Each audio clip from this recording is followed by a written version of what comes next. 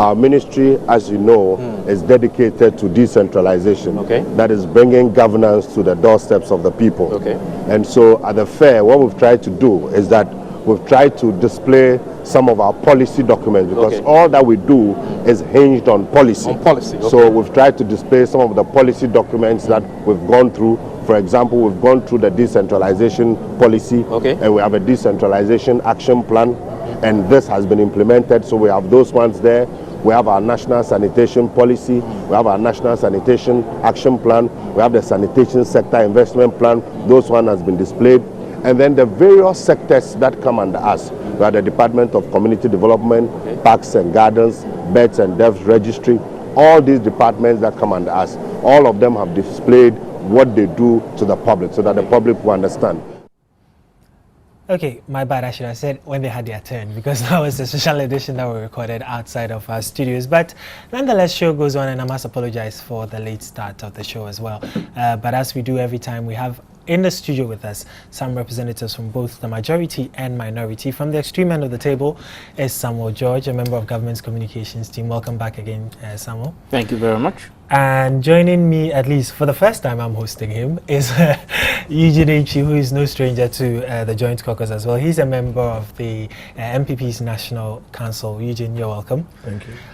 All right, so let's take our first video insert from the Majority Caucus, where we had the Deputy Local Government Minister, Elvis Afriye, speak to us about their policies and projects that they were exhibiting at the policy fair. Because, you know, this week the policy fair had been running from Monday and it wraps up tomorrow. So we'll take that video insert and then we'll come back to talk also a bit more about the policy fair itself and what government hopes to achieve with that. Let's take that video. The LESDEP is the Local Entrepreneurs and Skills Development What Program. does he actually go out to do? And is LESDEP also on display at the policy fair? LESDEP is, in fact, they have many stands. They have about 3 stands, and when you go there, you see what they do. We observed that, first of all, is to meet the challenge of youth unemployment. Secondly, it's a fully funded program of government. The government of Ghana, no donor is putting in a cent. Wow. The government of Ghana in this year's budget made 84 million Ghana cedis available. Thirdly, is to provide skills training free of charge to the youth. And what we do is that we look at various communities and districts and look at the skills that are necessary or required in those areas. And then we provide equipment and training facilities. And so we have mobile phone repair, we have laptop repair, computer and laptop repair, we have the photography model, we have a dressmaking model, we have agro-processing model, we have the transportation model. Under the transportation model, you know that in our villages sometimes our women find it difficult to cut their foodstuffs from the farm gate to the market center. So we have these trucks that people can make available to these women, carry them, bring them. We have small water tankers that can supply water to places like Adenta or other places where water is scarce. We have another type that can be used for cutting of refuse. These are community-based working groups? Community-based groups, you know. And people go and apply, they are screened, they look at your interest and enthusiasm and capacity, and then they are trained free of charge. Who qualifies to apply? Any Ghanaian who is unemployed.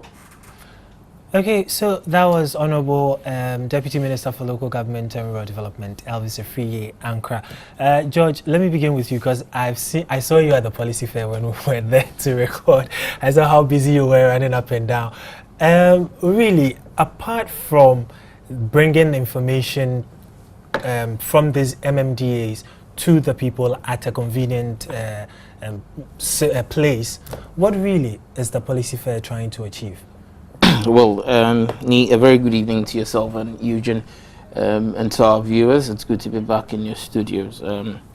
When we speak about the policy fair, once again, it is another novel idea of Theatre Mills-led government, which is aimed at bringing governance and the business of governance. There's a difference between governance and then the business of governance. Bringing both of this to the doorstep of the Ghanaian people. Hitherto, you can ask yourself, many of the people, I can confidently say that about 98% of the people who patronize the policy fairs would hitherto not have had direct access to the kind of information that is readily available at the stands at the policy fair. The policy fair brings all of these MMDAs to one centralized location, and we've taken it outside Accra to other regional capitals. And what it does is it enables the Ghanaian people to assess what government has done. Do not forget, in 2007, the NDC entered into a social contract with Ghanaian people vis-a-vis its manifesto. In that manifesto, we made promises about things we were going to do. Those things we were going to do were placed in the 4 thematic areas. These 4 thematic areas all come and all will be executed through MMDAs. Now, these MMDAs are carrying out the Better Ghana agenda. Every ministry, every municipality, every district, every state institution channels and programs its activities to actualize the dreams of government. It is the responsibility of government to tool and provide the resources for these institutions to achieve its objectives. In doing this, government, for the first time, in its bid to remain transparent to the people of Ghana, has said, we're opening ourselves up to you. Judge our work on a yearly basis. And you see, all of these institutions, this is the 3rd time it's happening. Exactly. In 2009, I was actually going to, sorry to batten, but I was actually going to say, this is the 3rd policy fair you are holding. Do you think it's achieved its aim so far, over the past 3 years that you've been doing it? Patronage I have been at every single policy fair held here in Accra. In 2010, I was there when the first one was held. I saw the patronage. There was so much confusion among many of the patrons, especially on the first day, because they really didn't understand the concept. But by the 2nd, 3rd day, you saw the people started understanding the concepts. We saw schools bringing their children to come and understand the act of governance. By 2011, the patronage had clearly increased. Now, to tell you clearly that we are doing and striking a right chord with Ghanaians, in 2012, we have experienced what I would term again unprecedented patronage. The patronage at this year's event, not just physical patronage, but even digital patronage, is immense. GTV will tell you that during the periods where they air the live policy discussion sessions, because that's another key part of the policy fair. We don't just exhibit the work of the MMDAs. We hold policy sessions that discuss issues, thematic areas. You've had issues on the youth and the youth and the economy. This year, you have the economy, you had issues on the youth, you have issues today. Today, we have a portal which does live streaming of the policy fair, GhanaPolicyFair.com. Today, the portal actually went down due to traffic. People who wanted to listen to the number of people who were logging onto the site at the same time. Anybody who has ICT background will understand what I'm talking about. But it's one thing to discuss all these nice policies and have them beamed across the world, as we are also being watched across the world. Sure. And it's another thing implementing them. The beauty of this is if it's a one-off, then you will say government is engaging, especially if it was done in an election year, government is engaging in cheap populism. But this is a government that is committed to ensuring that it is put on its toes every day of the year. This is a government which came to people with its manifesto. This is a government which puts forward what it had done in 2010. In 2011, it came back and said, this is what I have done in addition.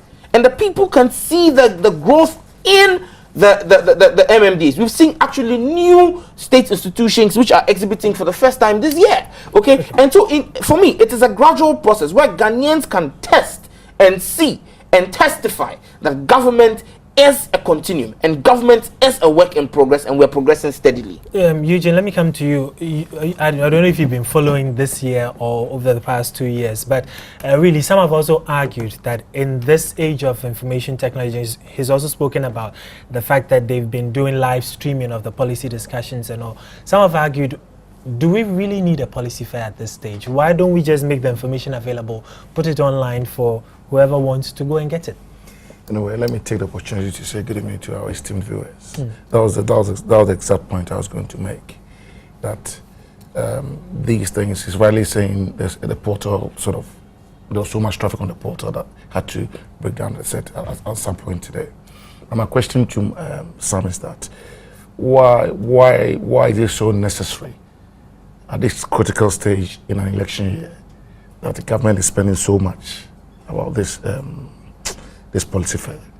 I mean, I think this year so far you've actually done 2 book launches on the Green Book. Am I right? One launch. One this year. The other one I think was last year. I would want to say that it's just a stream of propaganda that the NDC has in store for Ghanaians. But isn't it also because they just want to prove that something they started in 2010 they can actually sustain it till? Where is the sustainability?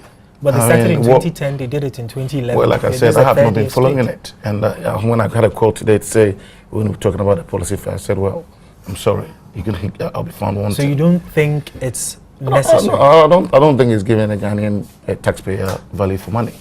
Why, if you ask me. So? Well, because I don't see the relevance. I don't see the impact. So you are often based in Kumasi. When they start the regional ones and they come to Kumasi, you're saying you're not going to patronize it? No, I'm not. I think Ghanaians deserve better. It's an election year. We want to see what the NDC has done with the 4-year mandate that the people gave them in 2008. And we want to really see policies. Why we should be focused on the Green Book and the so-called achievements that were being touted by the NDC.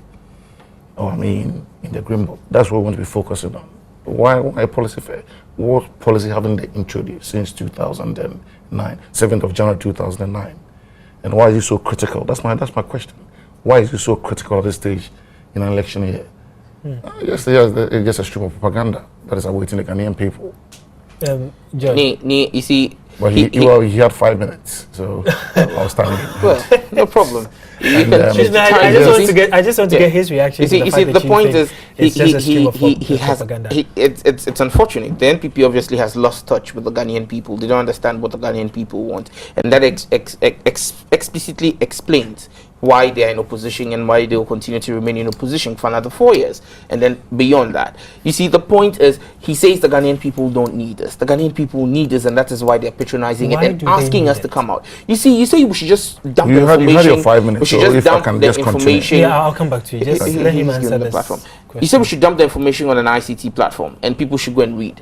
People want to ask questions. When you want to open yourself up, and this is what the NPP does not understand, and that's why Ghanaians kicked them out in 2008. They sit in their ivory towers and expect the Ghanaian people to kowtow to their every whim and caprice. The NDC is not that kind of political party. The NDC is a party which will come down to the level of the people and say, ask me questions. You see, you don't just give people information and expect them to swallow it, bait, hook, and sinker. Come to the policy fair. He hasn't patronized them. So obviously, for want of a better expression, he's speaking from a point of ignorance when it comes to the workings of the policy fair. Because when you come to the policy fair, you would see people engaging. Look, it was beautiful at the NACOP stand, where young people, today, Kimbu Secondary School visited, they bussed their students to come and visit the NACOP stand and see exactly the effects of narcotic drugs on the youth of Ghana. These are things the Ghanaian people need to know, which the NPP doesn't want us to know. Eugene, for instance, when we went there, at least on Tuesday, to do the recording, I remember seeing some of the deputy ministers and some of the ministers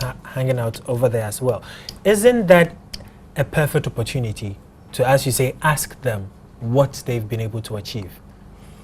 Well, like I'm already saying, what is it you're going to ask them about? You need certain benchmarks to ask questions. But like I said, you're not going to judge a government in just the last year of its administration. They've had a period of 4 years, and Ghanaians are going to assess the performance, the achievements, etc., over the 4-year period. My point is that it's an election year. I mean, from June onwards, it'll just be campaign on full stream. And the Ghanaian taxpayer doesn't need this, if you ask me.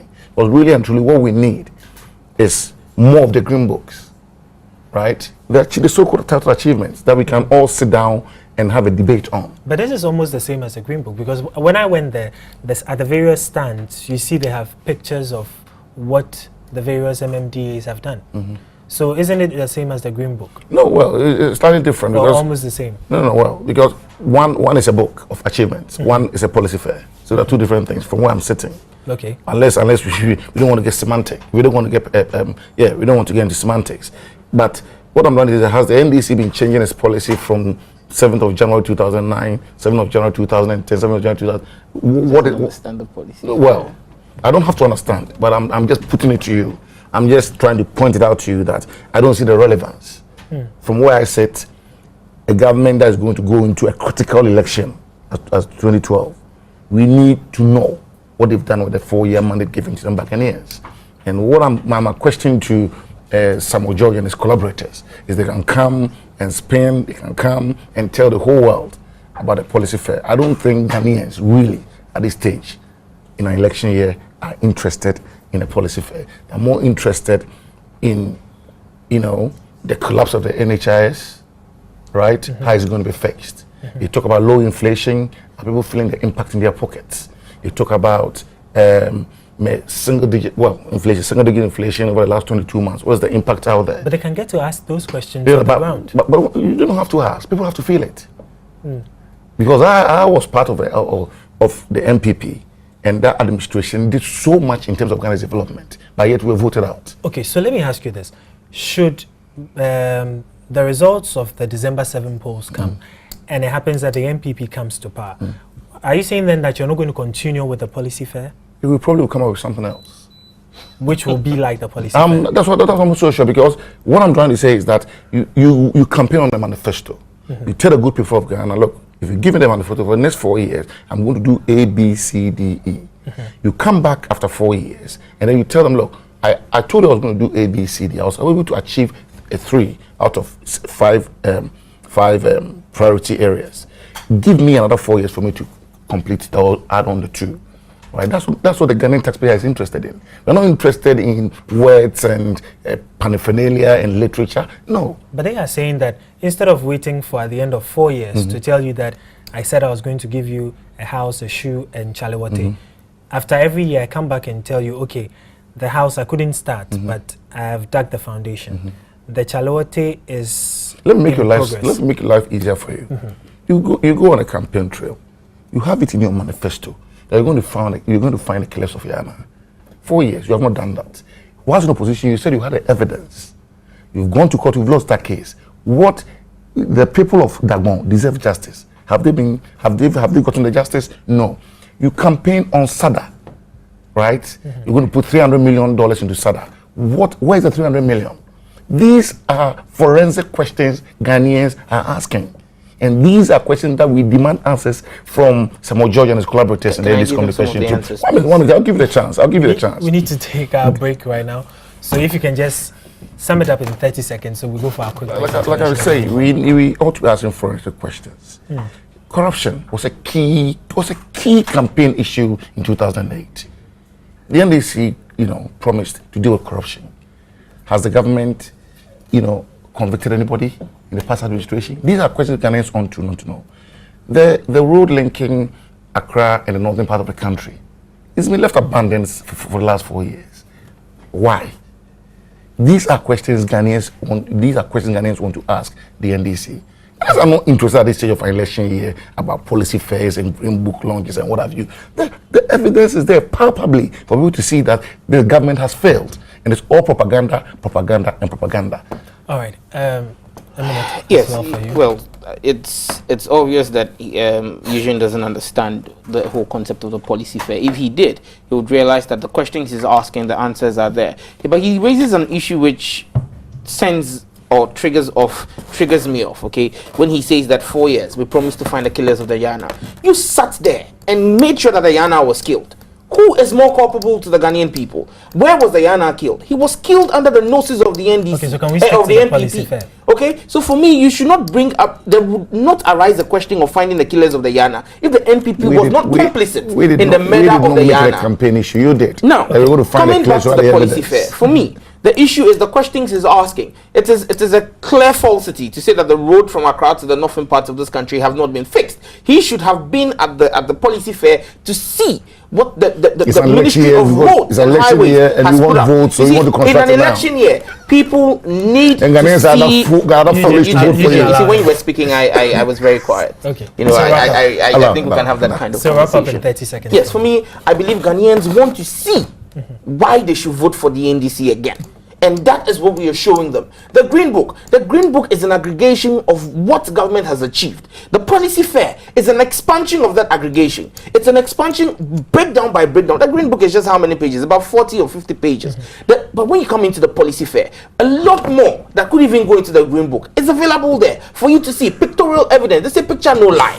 We will not sit down and tell pictures like the NPP did. The NPP tried to go down that road of picture no lie. And what they rather showed us was a rather hungry looking monkey smiling as the achievement for 4 years. I will tell you a hippie school in the Fijasa Sukori constituency that has been repainted and is in the green book.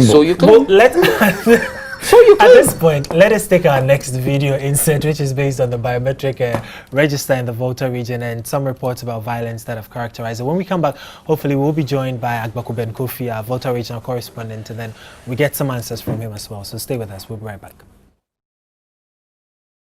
Going about importation of people, foreigners, as far as going to Benin and bringing people, people coming from the sea and also on the land. They're using greatly the NADMO coordinator, and also the NADMO office is becoming the operation office for this NDC during this registration process.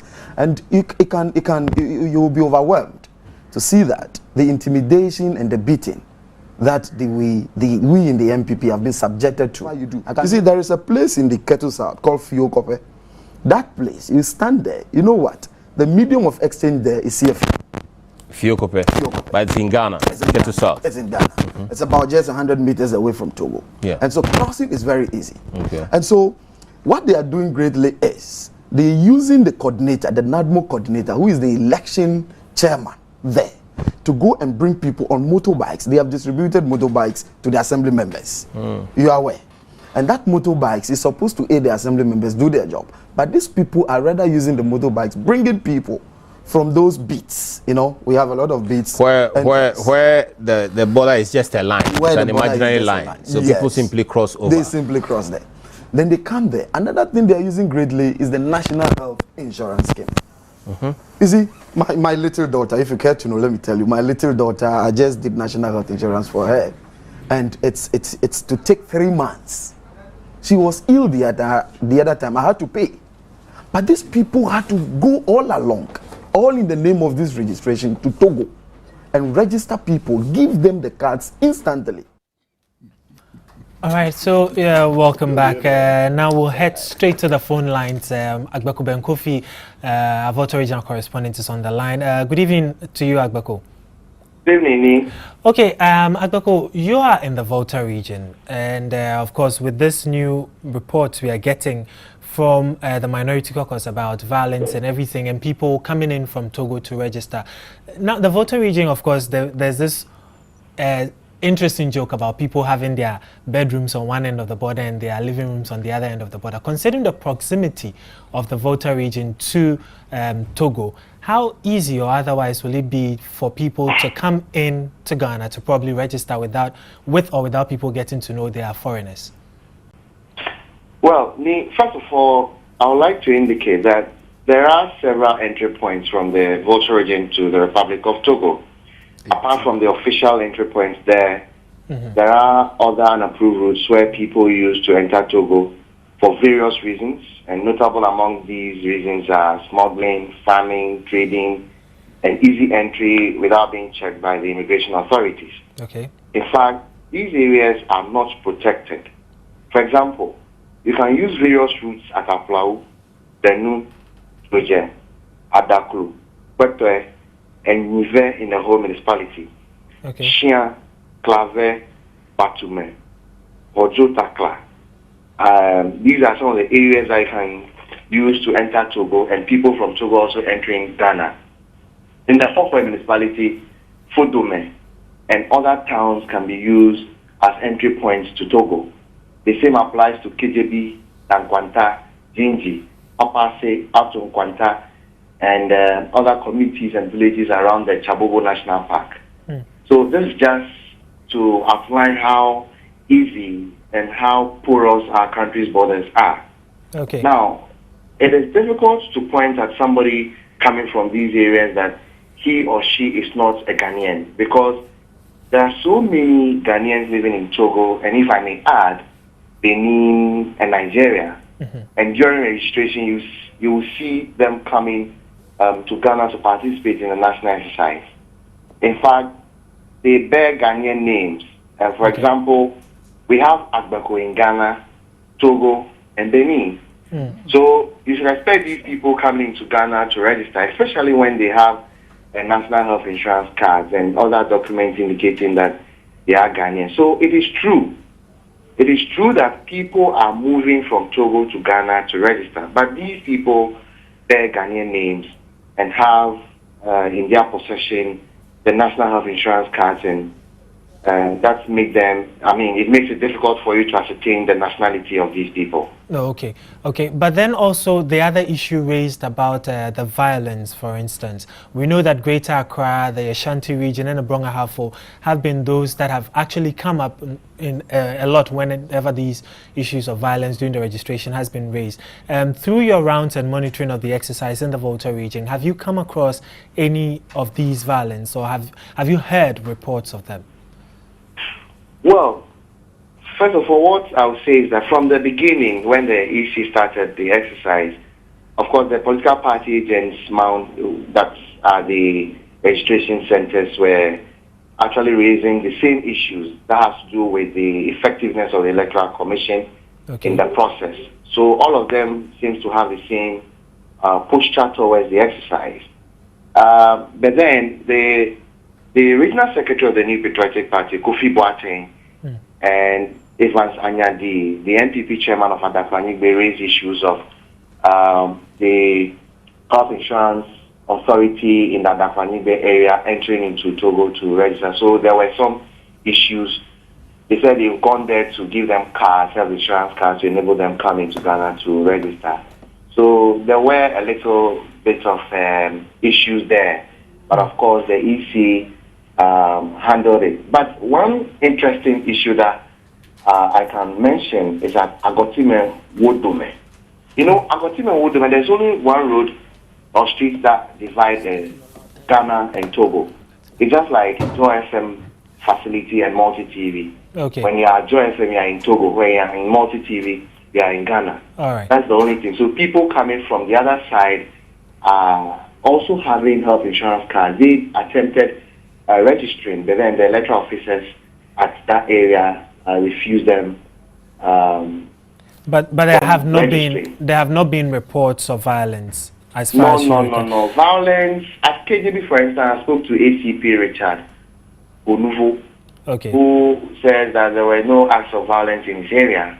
At Keta, I checked from ACP Ahmed Bo, who is the divisional commander, who also said he did not record any acts of violence there. I also spoke to Chief Superintendent Oscar Amanu Venuku of Sogapope, who also said no. And Aflawu Commander Emmanuel Udonko also stated that, of course, since the registration started, he has not recorded any act of violence there. All right. Okay, we'll leave it there. Thank you very much, Agbaku Ben Kofi. Okay, that was Agbaku Ben Kofi, Volta regional correspondent. Let me come back to the studio. And well, at least relatively, as Agbaku said, there's not been real reported cases of violence in the region, contrary to what we were told by the panelists on Monday. How do you react to that? Well, I mean, they are the people on the ground, and I mean, I don't see why they'll come and sit on national television and spew out lies. I mean, we may have these infractions or confusion may have happened on his blind side.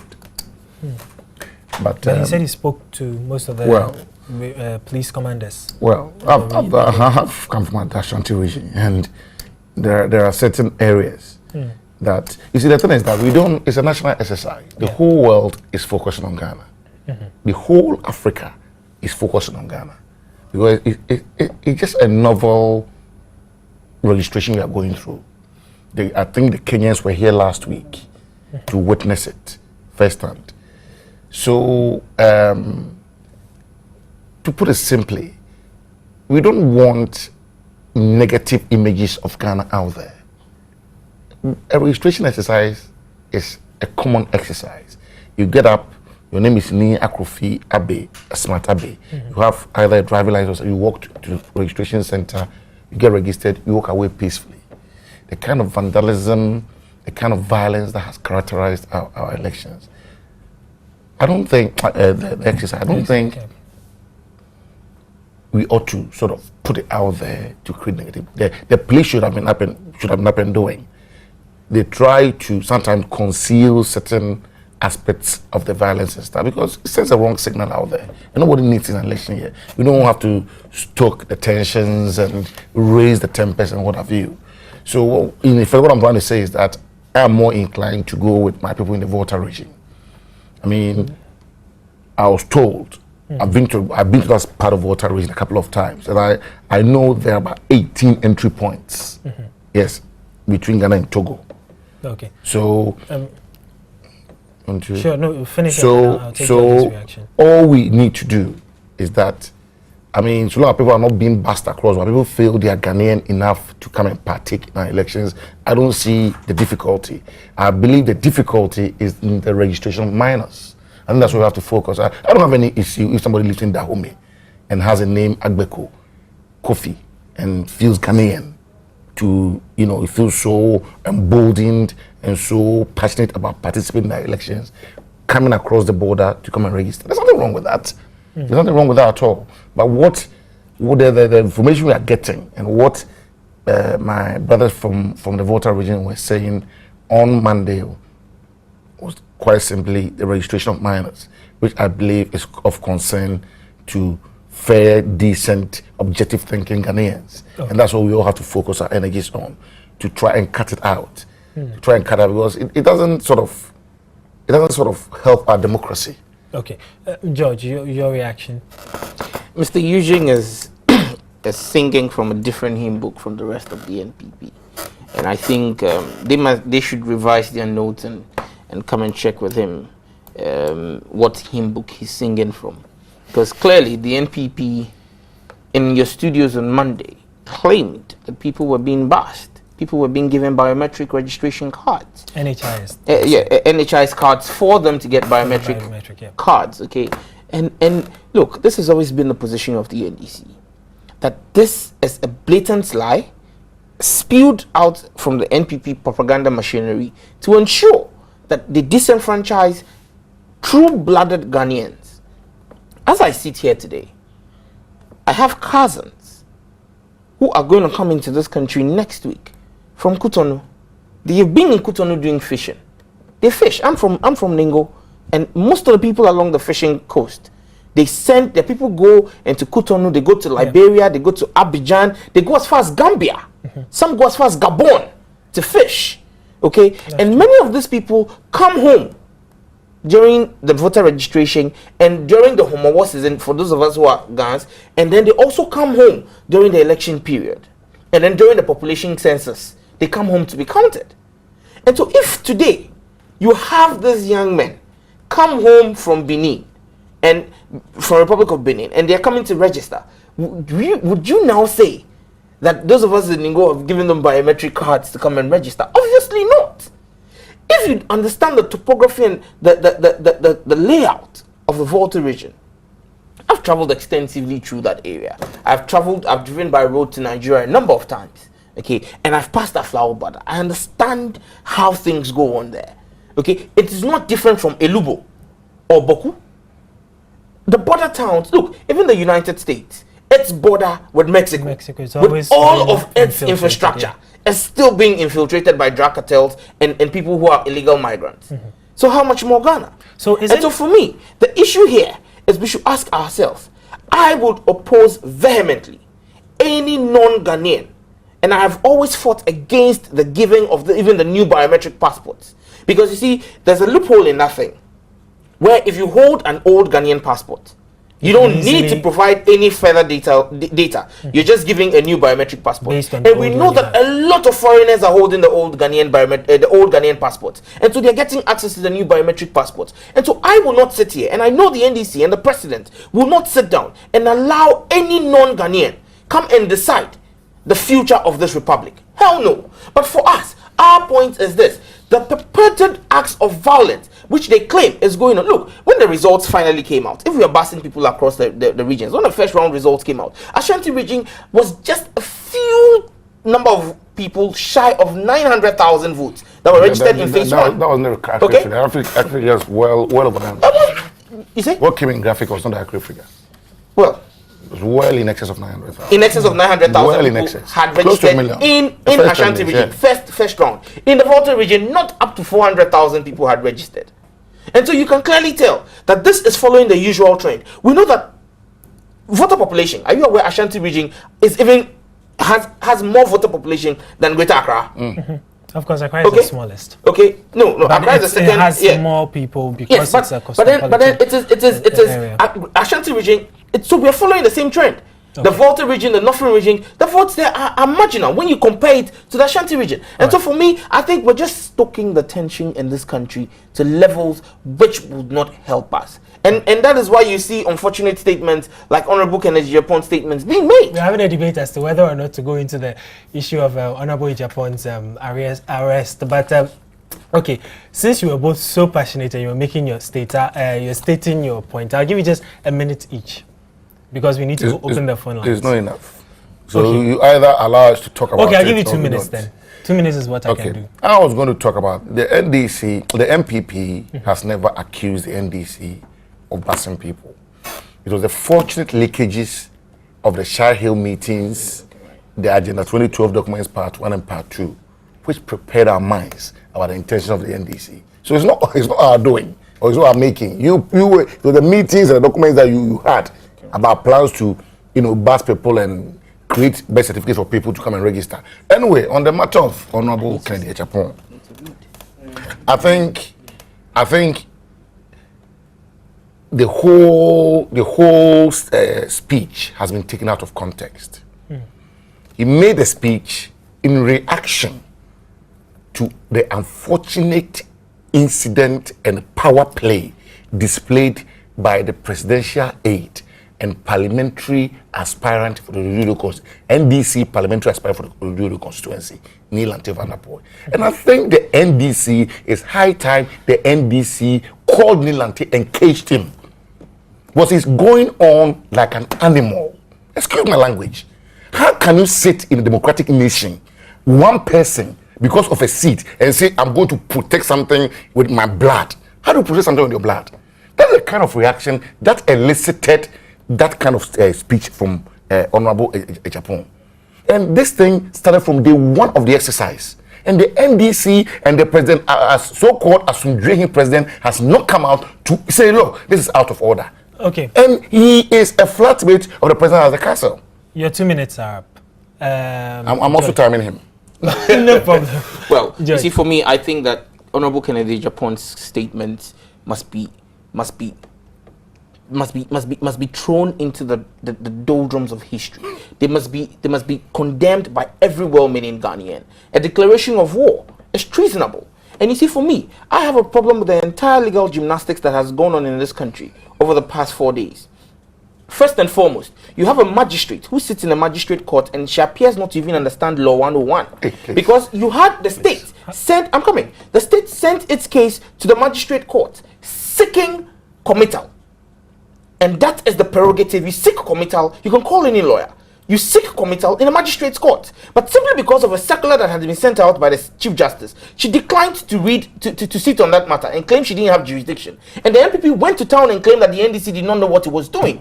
You then had the council, Atacha, go and file a habeas corpus, ex parte, on the blind side of prosecution, which, fine, is allowed in law. But then you now have a judge overstep his boundaries. When you file a habeas corpus motion, what the judge ought to do is to request the state to produce the body. The judge, in granting bail, overstepped his boundaries. The judge gave 2 grounds for granting bail. 1, that he's a member of parliament, and 2, that he has ill health. On what medical records did the judge make that statement? The judge has asked the state to produce the body on the 23rd and has gone ahead to grant bail even before seeing the body. Which kind of law is that? Okay, and so for me, the legal gymnastics that is going on here, the judiciary should bear in mind that they are supposed to be custodians of the law of this land. And if they choose, listen, for me, I would say in no uncertain terms that I would not. Well, I was going to speak on Neil and so let me open the phone lines. He's giving me the floor. Let me open the phone lines now. No, let me open the phone lines now. 0302 211 701 or 0302-211-702. The phone lines are now active. You can also join us with your comments and your thoughts on the issues we've been looking at so far tonight, which is essentially the biometric registration in the Volta region, and then also the policy fair that is currently underway at the Accra International Conference Center. Of course, that one ends tomorrow, so if you haven't been to the fair, probably have just up to tomorrow to make up your mind to go or not. I'll take you Eugene tomorrow. You take Eugene? Be my special guest.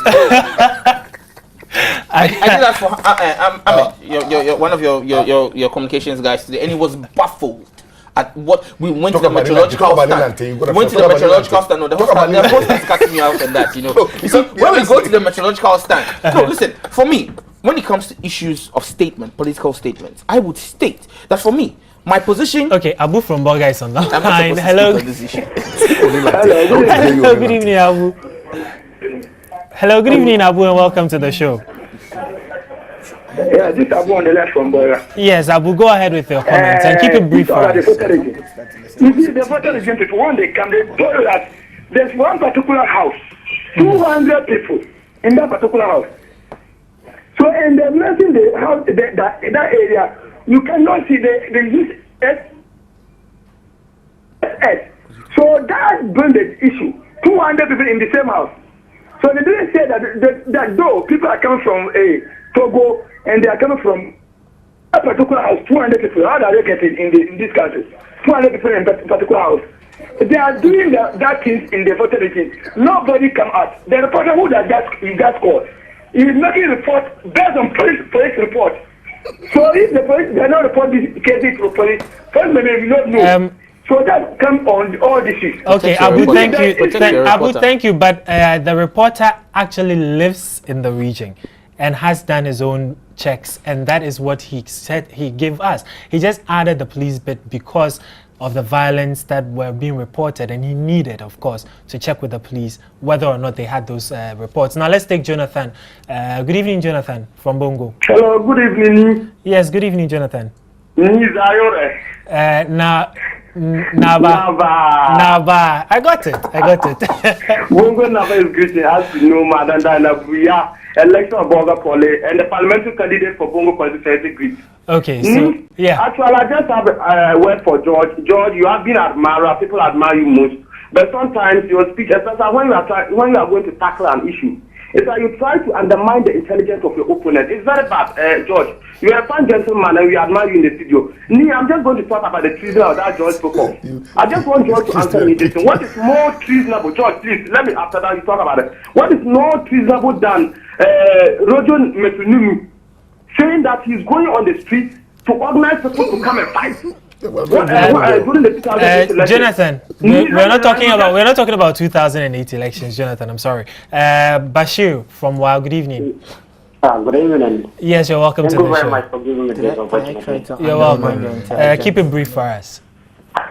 Okay.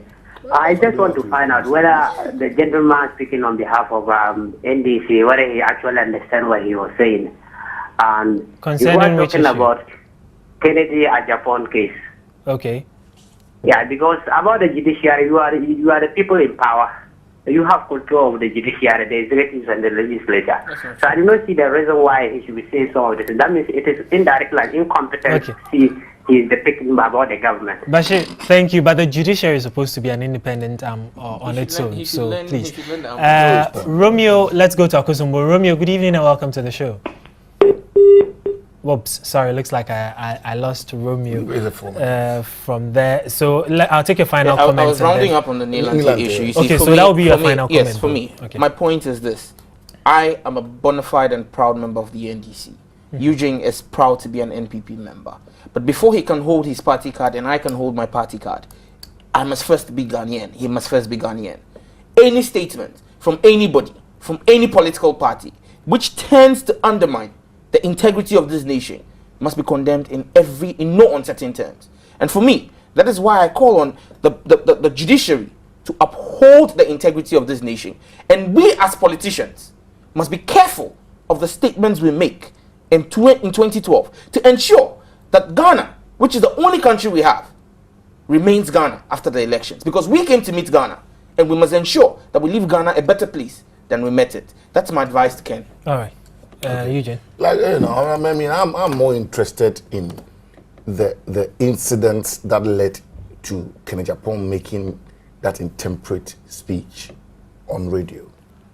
Right? In Accra, there's somebody saying, Okona ni pami no kwa, emusa enase emusa di see 3 days ago.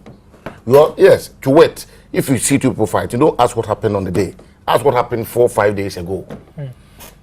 We've all witnessed the violence, the open display of violence with impunity at the radio from the 24th of March till that unfortunate day when Honorable Kennedy Japan mastered all the courage and spoke against it. Are you supporting Ken or condemning him? Let me you haven't taken a position. No. Judge, let him. I've used the word intemperate, but I'm more interested in the action of Neil van der Poel and his thugs.